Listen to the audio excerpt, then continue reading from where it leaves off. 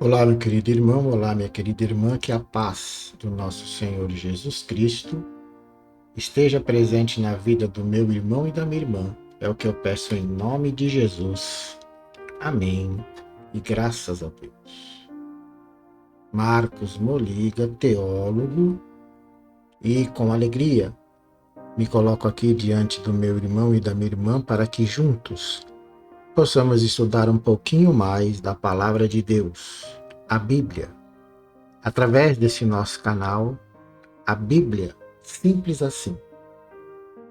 E como é de costume, eu peço que o meu irmão e a minha irmã curtam o nosso canal, inscreva-se no nosso canal, ativando as notificações e o mais importante, compartilhe esse nosso canal. Seja você também, meu irmão e minha irmã, um evangelizador da palavra do Senhor. Hoje nós teremos um estudo especial, sabendo que amanhã celebraremos o domingo da Páscoa. E nesse trabalho eu quero mostrar para vocês, dentro da Bíblia, no Velho Testamento e no Novo Testamento, qual é o sentido da Páscoa.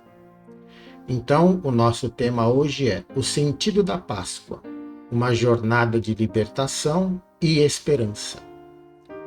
A Páscoa é um tempo de reflexão profunda. Exploraremos suas origens judaicas e cristãs. Descubra como a libertação e a ressurreição podem transformar a sua vida. Bom, nós temos o início da celebração da Páscoa no período em que o povo era escravo do faraó no Egito, e viviam na escravidão no cativeiro por 400 anos. No Velho Testamento nós temos do cativeiro à liberdade, a história do êxodo, a escravidão no Egito. O povo de Israel clamava por libertação. O faraó os mantinha em opressão. A intervenção divina era a única esperança. Lembrando que no último estudo nosso, nós estudamos a história de José no Egito. E ele foi quem trouxe a sua família para o Egito. E a sua família começou a morar lá. Eram 11 irmãos. Essa família foi se multiplicando, esse povo foi se multiplicando. José faleceu. O faraó que fez com que José trouxesse a família também faleceu. E um novo faraó assumiu. E ele ficou com medo, porque o número dos israelitas eram muito grandes. Era superior aos egípcios, né? Então ele ficou com medo e começou a escravizar o povo. Então, por 400 anos, o povo foi escravo no Egito, o povo de Israel. E aí nós tivemos a fuga e a travessia desse povo que estava como escravo, saindo de Israel e indo para a Terra Prometida. Como que foi feito isso? Moisés, que era um israelita, que foi criado como um egípcio, porque a sua mãe deu à luz a ele num período em que o faraó havia passado uma norma que todos os recém-nascidos deveriam ser mortos para que a população não crescesse mais, israelitas. Ela ainda conseguiu guardá-lo por 3 meses escondido, mas aí não teve como. Ela colocou no cesto e no rio Nilo. E a filha do faraó encontrou esse cesto e adotou Moisés como seu filho. Então Moisés era um israelita que cresceu dentro das origens egípcias. Só que Moisés fica sabendo que ele não era egípcio, que ele era um israelita, e num certo momento ele vê um israelita sendo chicoteado por um egípcio e vai defendê-lo, acaba matando o egípcio, e aí ele tem que ir embora, ele fica fora do Egito por 40 anos.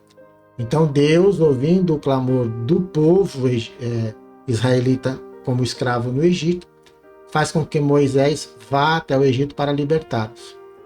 E como é que foi essa libertação? Deus enviou 10 pragas sobre o Egito. E Moisés guiou o povo através do Mar Vermelho. A liberdade foi alcançada através da fé. Então Moisés foi até o Egito. Deus enviou 10 pragas. Na 10ª praga, o faraó libertou os israelitas e eles se dirigiram rumo à terra prometida. Em Êxodo 14:31, nós temos escrito que: "E viu Israel a grande obra que o Senhor operara contra os egípcios. E o povo temeu ao Senhor e creu no Senhor e em Moisés, seu servo." Eu coloquei aqui quais foram as 10 pragas do Egito. A primeira praga, as águas se transformaram em sangue. A segunda, as rãs invadiram o Egito. A terceira, piolhos atacaram a população. A quarta, moscas escureceram o céu. A quinta, o gado morreu. A sexta, eles foram acometidos por chagas, afligiram homens e animais. A sétima foi chuva de pedras, destruiu todas as plantações. A oitava foi gafanhotos, consumiram todos os cultivos. A nona foi trevas, encobriu o sol por 3 dias. E a 10ª, e a mais terrível, foi a morte dos primogênitos. Matou todos os filhos primogênitos dos egípcios. Como que isso aconteceu? Deus comunicou a Moisés que uma certa noite o anjo da morte iria até o Egito e mataria todo o primogênito de cada egípcio e dos animais também. E como é que os israelitas iam se proteger contra isso? Eles tiveram que pegar um cordeiro sem defeitos, né, imaculado, como eles dizem. Esse cordeiro foi sacrificado, o sangue dele foi passado no umbral das portas. Então, todas as portas dos israelitas tinham sangue passados na entrada. Eles assaram esse cordeiro com ervas amargas. A erva amarga era para lembrar o período de escravidão que eles passaram. Eles fizeram pães sem fermento, porque não haveria tempo do pão fermentar para crescer. E eles ficaram vestidos com roupas, sapatos, cajados e tudo, porque assim que o anjo passasse e os primogênitos morressem, eles seriam libertados. No Novo Testamento, nós temos a ressurreição de Cristo, a vitória sobre a morte, a ressurreição de Cristo. Jesus morreu na cruz, pagando o preço pelos nossos pecados, foi o sacrifício de Jesus. A ressurreição, ele ressuscitou, derrotando a morte e nos oferecendo a vida eterna. E a esperança, a ressurreição de Jesus é a nossa esperança de salvação. Então, se nós formos olhar lá, o sentido da palavra Páscoa significa a passagem em hebraico. Então, a passagem. No Velho Testamento foi a passagem do povo escravo para a terra prometida. No Novo Testamento, a passagem de Jesus morrendo e ressuscitando, vencendo a morte. Em 1 Coríntios 15:20 está escrito que: "Mas, de fato, Cristo ressuscitou dentre os mortos, sendo ele as primícias dos que dormem." E como nós podemos colocar isso nas nossas vidas? Um renovo e transformação, vivendo o espírito da Páscoa. Uma libertação interior. Quais cativeiros te aprisionam? Medos, vícios, ressentimentos? A Páscoa te convida a libertar-se. Ressurreição em ação. Como você pode viver a ressurreição de Cristo? Através do amor, da fé e do serviço ao próximo. E uma transformação pessoal. A Páscoa é um convite à renovação. Deixe que o amor de Cristo transforme sua vida e suas atitudes. Então a Páscoa é um tempo de celebrar vida nova em Cristo. É um tempo de libertação, de ressurreição e de transformação. A Páscoa é um tempo de recomeço. Experimente a alegria e a esperança que Cristo oferece. Celebre a vida nova que Ele te dá. Em 2 Coríntios 5:17 está escrito que: "E assim, se alguém está em Cristo, é nova criatura.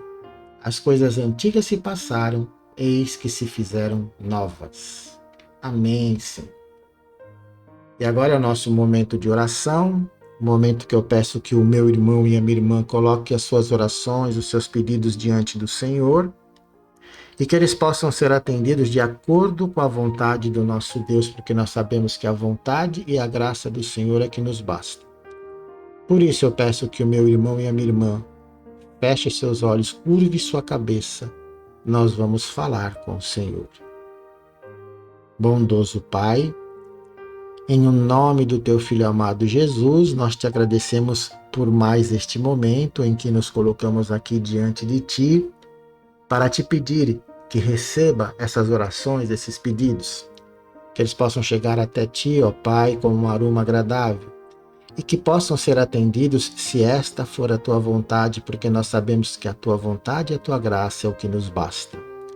É o que pedimos e agradecemos no santo nome do teu Filho amado Jesus. Amém e graças a Deus. Meu querido irmão e minha querida irmã, o Senhor te abençoe e te guarde.